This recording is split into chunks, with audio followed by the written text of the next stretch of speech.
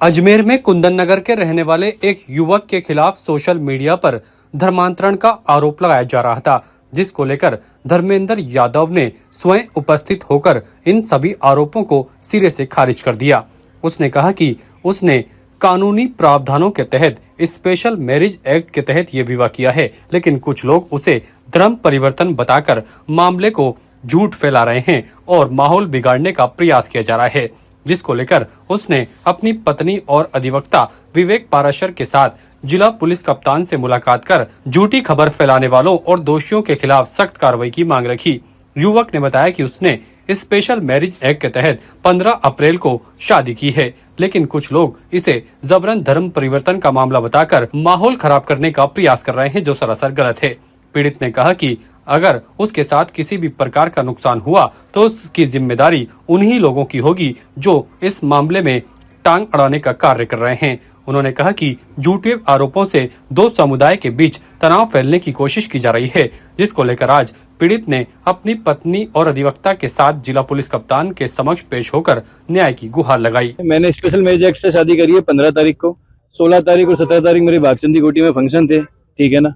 हमने special marriage act से करा है, ना इनको हिंदू बनाया है, ना मैं खुद कोई मुसलमान बनाऊं, ऐसा कुछ भी नहीं है। सिर्फ अफवाह उड़ाई जा रही है बाजार के अंदर। मेरी शादी से पहले मुझे धमकियां मिली थी कि बोले आप ऐसा कर रहे हो, मेरे कार्ड क्लोन कार्ड वायरल करे सब जगह कि बोले किसी में कोई इकबाल बना रहा है, कोई इमरान बना रहा है, कोई हमजा अली बना रहा है, कोई इनके कार्ड में इनको सीता बना रहा है, कोई क्या कर रहा है। लेकिन हमने कोई एक्शन नहीं लिया। मैंने यार हमको शादी करनी है प्यार मोहब्बत से। अब शादी के बाद में किसी विश्व हिंदू परिषद के सज्जन जी ने मुझे धमकी भी दी गाड़ी रुकवा के कि आप ऐसा कर लेंगे वैसा कर लेंगे।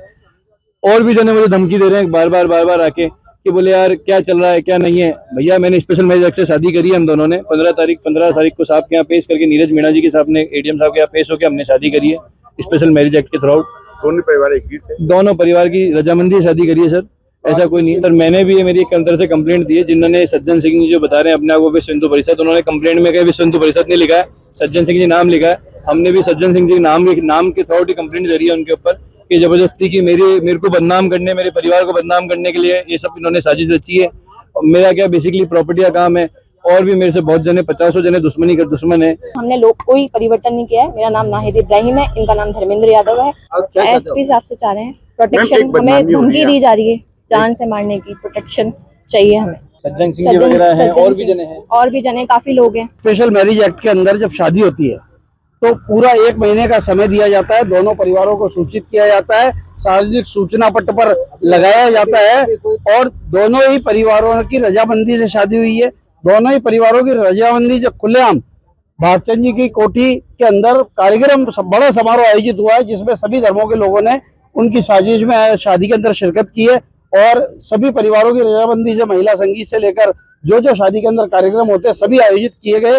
और खुलेआम जब किया गया, ऐसा होता तो चोरी छुपे करते ना, किसी मस्जिद के अंदर जाकर, किसी मंदिर के अंदर जाकर, अजमेर शहर से भागकर। और आज भी जब आपके सामने खुल्लम खुल्ला मौजूद है तो एक हिम्मत की दाद देने की बजाय उनका मॉरल गिराना और निजी शादी के मामले में दखल करना कदाचित उचित है। सज्जन सिंह बताएंगे कि सज्जन सिंह को क्या दिक्कत हो गई, क्योंकि उनके खिलाफ मुकदमा जो है पुलिस प्रशासन से दर्ज करने की मांग की गई है, और न्यायालय के अंदर भी उनके खिलाफ मुकदमा दर्ज किया जाएगा, क्योंकि वो सोशल मीडिया के माध्यम से गलत प्रसार कर रहे हैं, दोनों परिवारों की मानहानि कर रहे हैं, अजमेर शहर के धार्मिक और जो वातावरण है उसको खराब करने की कोशिश कर रहे हैं। इससे लगता है कि कोई अपना राजनीतिक हित साधना चाहते हैं, कि कोई सस्ती लोकप्रियता के अलावा इसके अलावा कोई चारा उसके अलावा लगता नहीं। ताज़ा खबरों के लिए देखते रहें सरेराह न्यूज। अपना फोन उठाएं और सब्सक्राइब करना ना भूलें।